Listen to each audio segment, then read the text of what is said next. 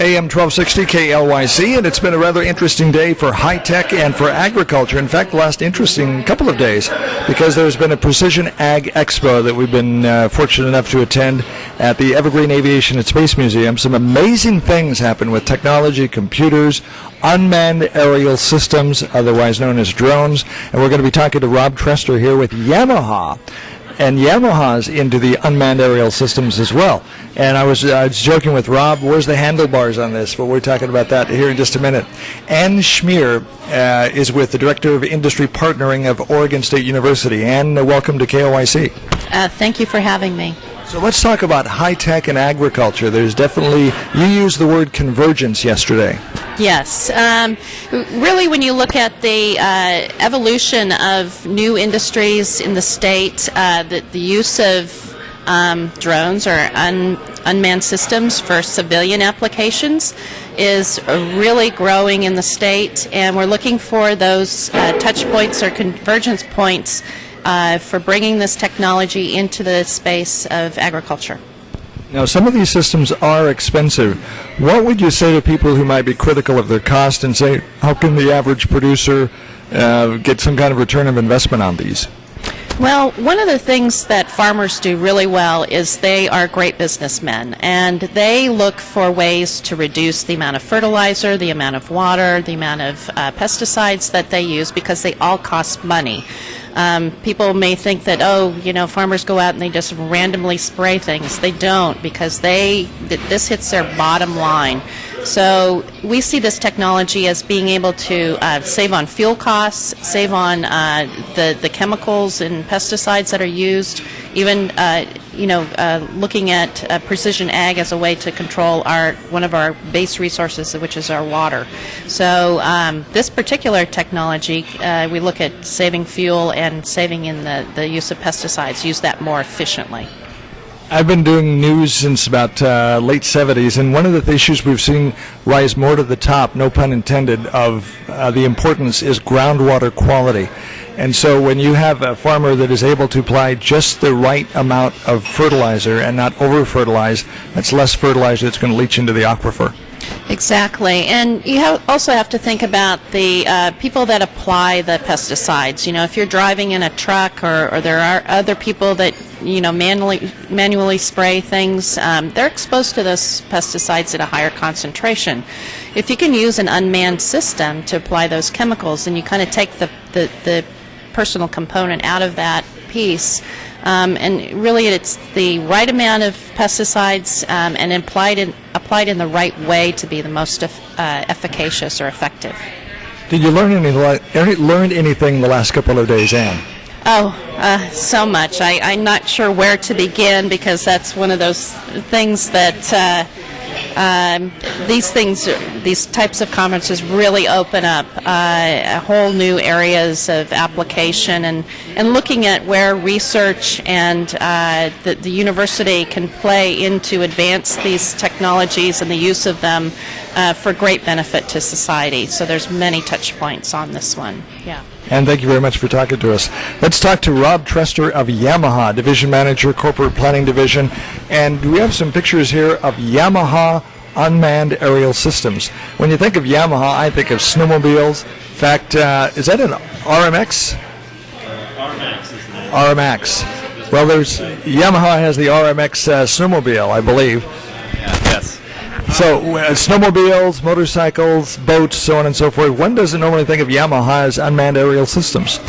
I think most people would not think of Yamaha motor in that light, but one kind of special product or industrial product that Yamaha Motor in Japan has been involved with for over 20 years is a remotely piloted, basically unmanned helicopter. And the history was really the Japanese government came to Yamaha and some other companies about developing this product. There was an aging workforce in Japan, kind of less interest in farming, and they're also very concerned about drift in terms of spraying chemicals. Many of the farms in Japan are only 5 acres or very small rice paddies, sometimes very close to urban areas, living areas. So they're looking for something that could be very precisely apply herbicides or chemicals to help help with pests and so forth, but to do it in really a safe and controlled manner. And that's where these original helicopters were developed in Japan, and now there's over almost 2,500 flying every year in Japan, and really spraying. I think 40% of the rice fields in Japan are now sprayed with these Yamaha RMAX helicopters. So it's really a mature product in Japan, and I work for Yamaha Motor Corp USA, and we're really looking at how this product can be applied in the United States and what opportunities there are here. Why has there been such a growth, and let's look into the future, continued growth? For unmanned systems? Yes. Yes. I mean, I think things are growing and starting, and really once all the FAA rules are in place and some things are sorted out in the next couple years, there's going to be many, I think it's going to continue to expand. There's some big numbers for the overall economic growth and jobs that will be created in this area from some studies, and I think I have a couple numbers with me as well. So it's really seen as a big expansion area. I think I saw a number like almost 70,000 jobs within the first 3 years of integration with the FAA for these type of these products, and over $10 billion in expanded business. So this is something that will continue to expand and help the economy. What do you tell people who might have concerns about people being spied on? There's somewhat of a negative connotation with drones when they hear all of the stories from Afghanistan, Iraq, where the drone attacks have killed so many people.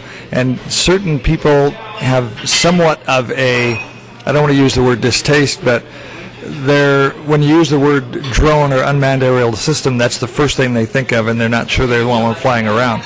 You're saying that they use these quite a bit in Japan. What do you say to those folks? Well, I think for our product, the Yamaha RMAX, it is really much more used as a tractor than anything else. So it's used in agricultural areas. It's not in urban areas, not flying over anything populated. Ours is kind of low and slow the way it works. It's spraying crops sometimes only 10 or 20 feet above the crop, and there's really no privacy concerns in the way it's used. It's really more of an agricultural tool, and really much more like a tractor in terms of how it's used. So there's been almost no privacy issues in Japan, and I think for our product and use in the U.S., I don't see privacy concerns really at all. Yeah, and it's had a very strong safety record. What about if you lose communication with the unmanned aerial system, what does it do?